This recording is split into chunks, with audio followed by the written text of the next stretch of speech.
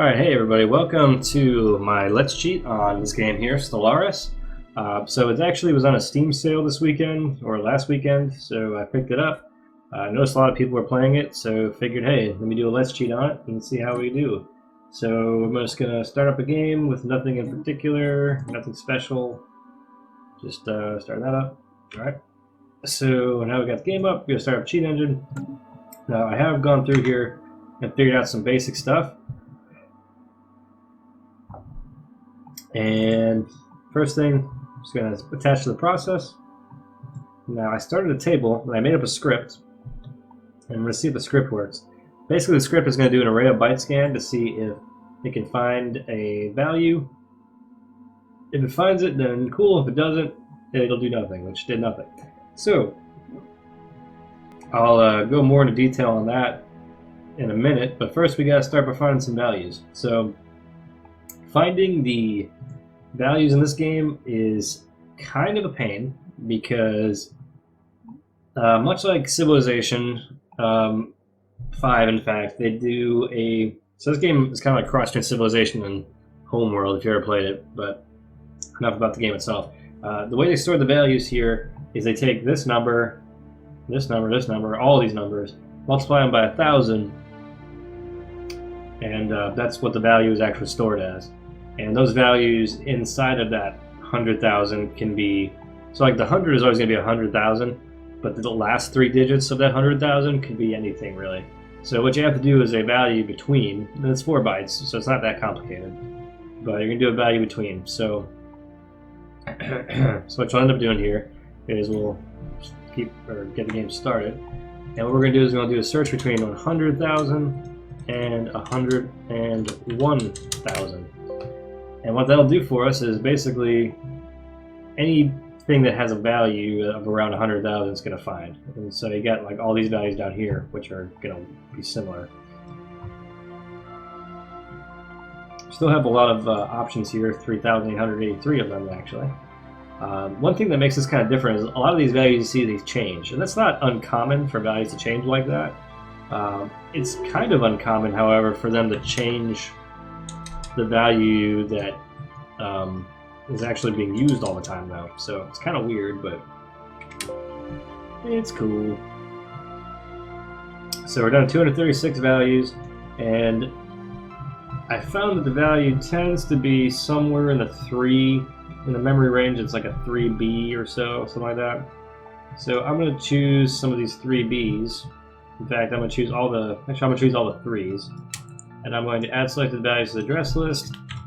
I'm going to select all the ones I just added and change it to 500,000, which if it's any of these values are correct, it should change to 500, which it's not. So cool. Next. So what that tells me is that none of those are useful. Alright, now the value up there has changed, so now we can search for between 108,000 and 109,000. Alright, I have 25 values in my list now, so that's a fairly small, fairly short list. So just to see that, you know, some of these might work, I'm going to go ahead and change these all to some value, and nope, none of them worked. So that's unfortunate, but that's the way it works sometimes. So we're going to try searching for 113,000 to 114,000. New scan, whoops.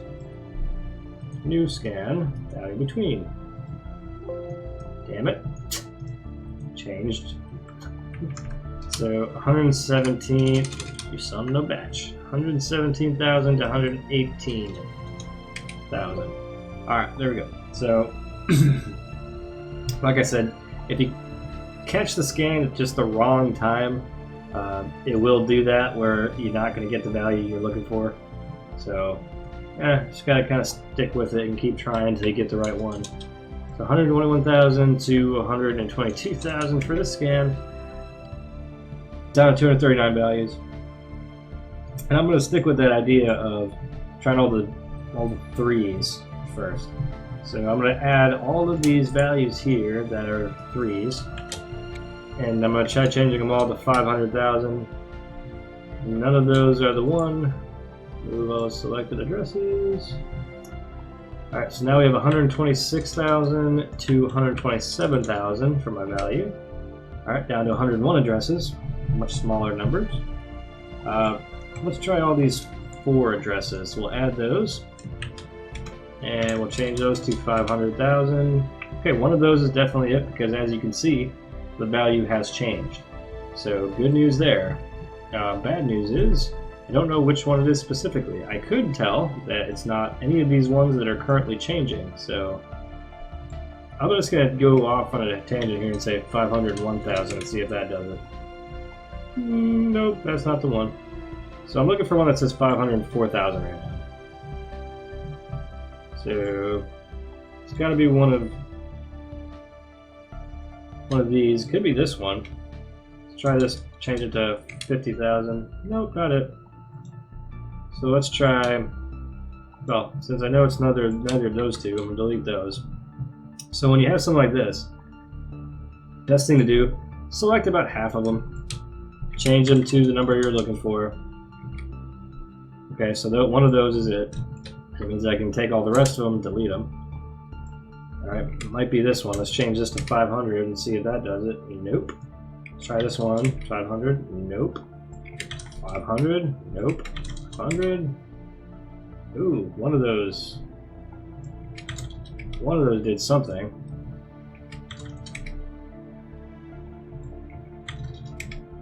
Huh. Did I perhaps? Oh, okay, that's fine. So value has to be at least 5,000. So let's try to change this one to 50,000. That's the one right there. So let's call this correct.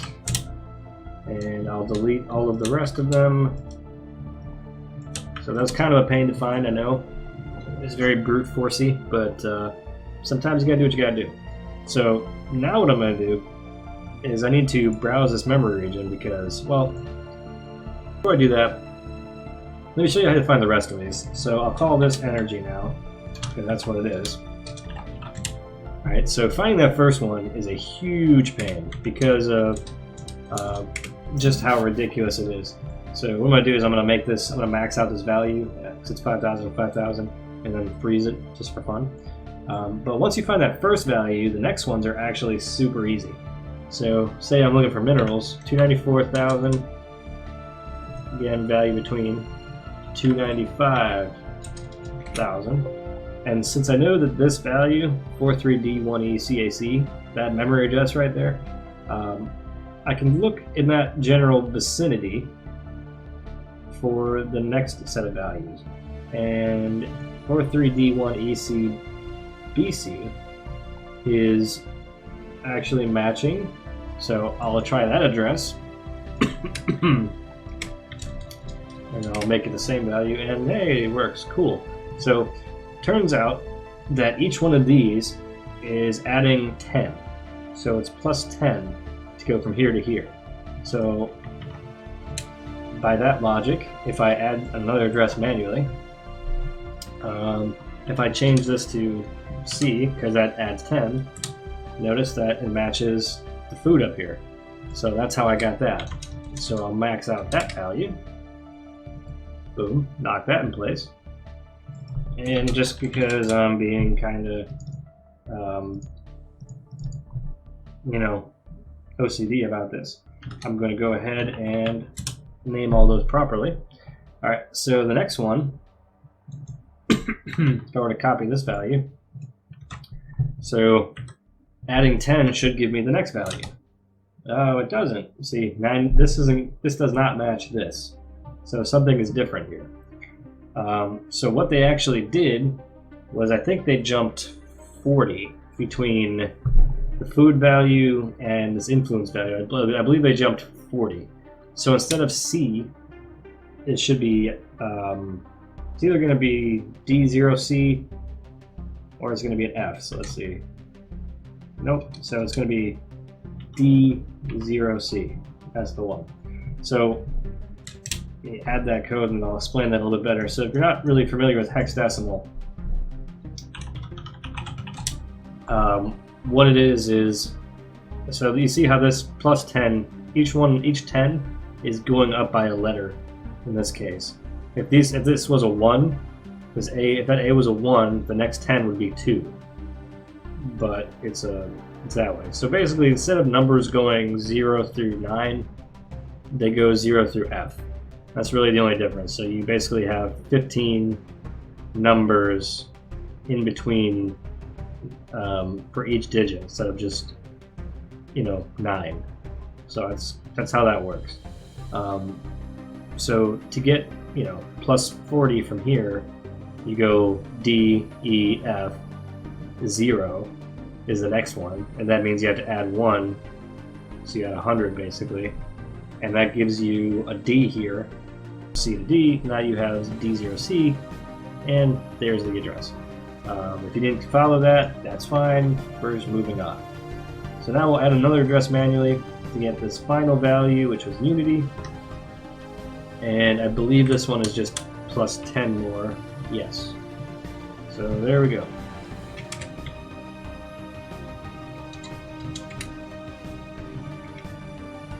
I think what's the cap on this? 1,000. So there we go. And this one, we'll just make that the same as the other one, just for fun. Alright, so there we go. We got all this stuff locked, ready to go. I don't really know what that is, but moving on. Alright, so again, just labeling things. Alright, so here we go. Here are the things. Now, what I have here, this resources values script, looks for a specific array of bytes. So if I open this up, this is what you have, right? This array of bytes here.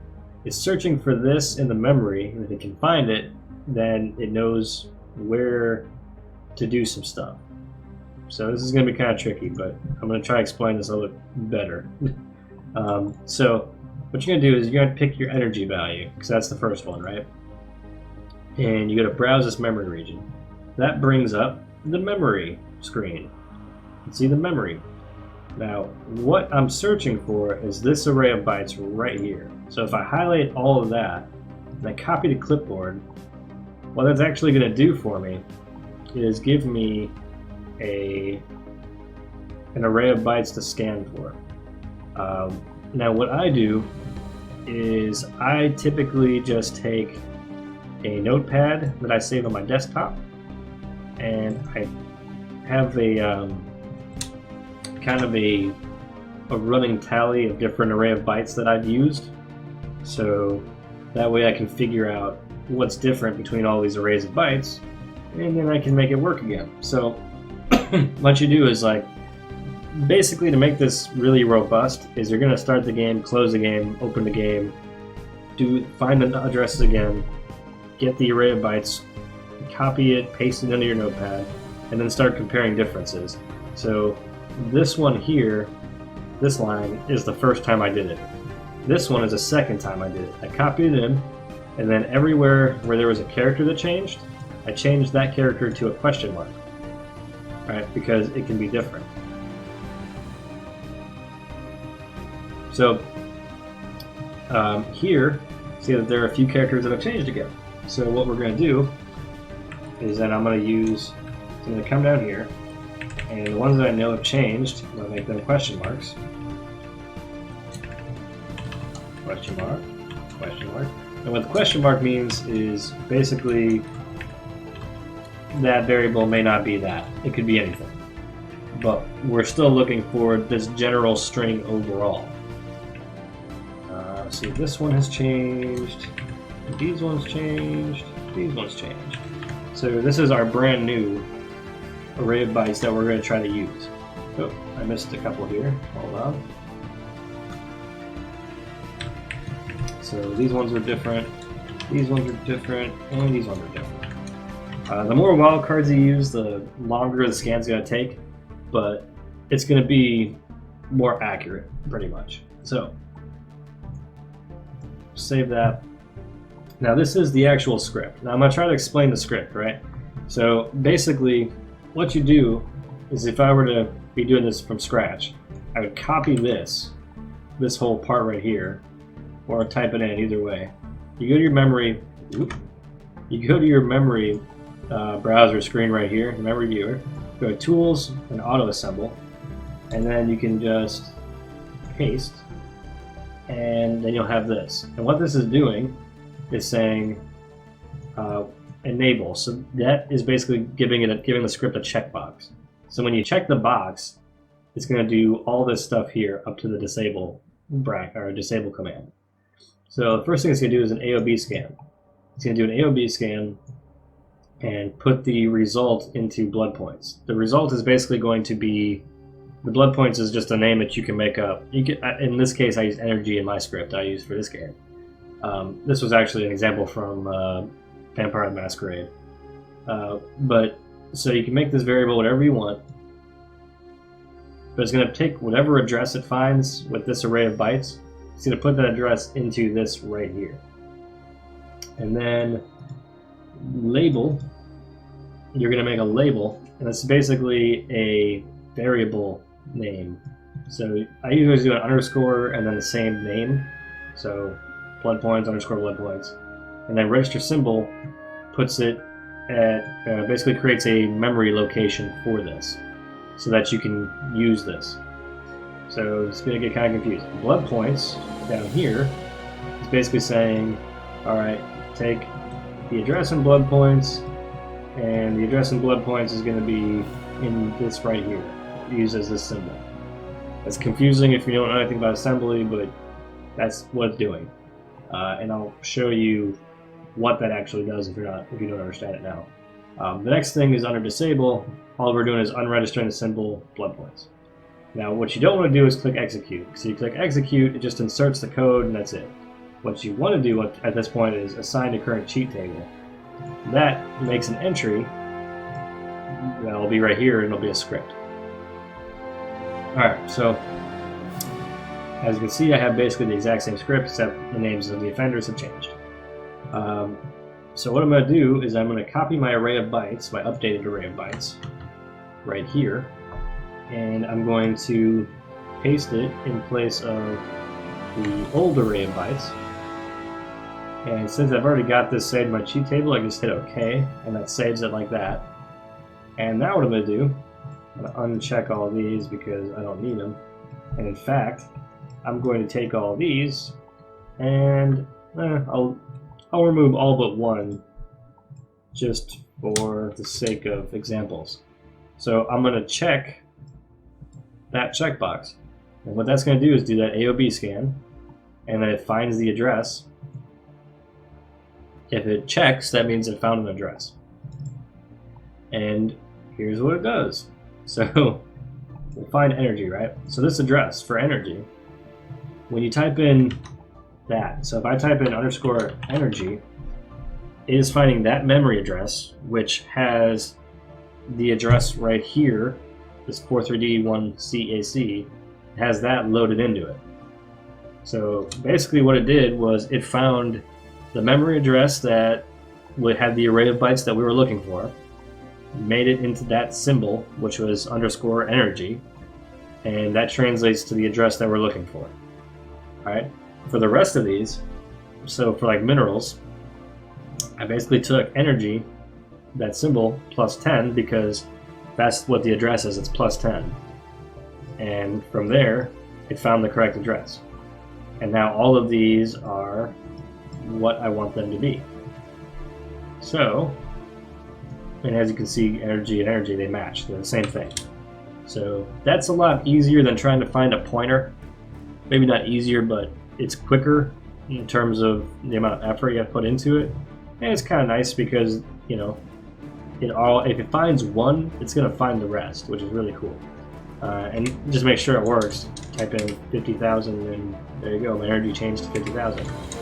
So, boom, found what I needed to find. And the way I made it so that it does where it goes away and comes back like that, you basically go to group config and you check this box, hide children when deactivated. That's nice because that allows you to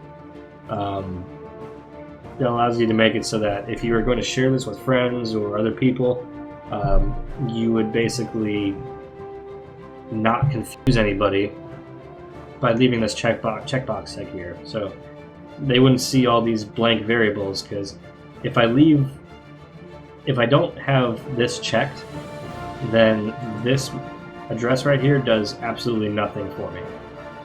So I want to make sure that that is good right here before I let anybody mess with this, because that could just break the game. So that's a pretty nice thing there. Next thing you want to look at is, so now that we've got this working. Oh, by the way, just to understand how that works, why that's really nice. Let's say that, you know, I unfreeze all these. I'm gonna close this, whatever. I'm done with cheat engine. Let's say that gets closed, or I start the game over, or whatever. What I should be able to do now is open up cheat engine, click Stellaris. It'll ask if I want to load the cheat table. My answer, of course, is yes. I want to load the cheat table. And then there's that script. Check the box, and boom, all my stuff's there. So there's all my junk, and I don't have to worry about searching for the values again, going through that painful process. Now, like I showed at the beginning of the video, the array of bytes can change a little bit. It can vary, so the best thing to do when you're doing those array of bytes to find like the best combination of bytes, you're going to want to run the game, find the value one time, turn the game off, restart your whole machine, and then find the value again, because that's the absolute best way to clear out all your memory and make sure you're not getting any weird artifacts or anything.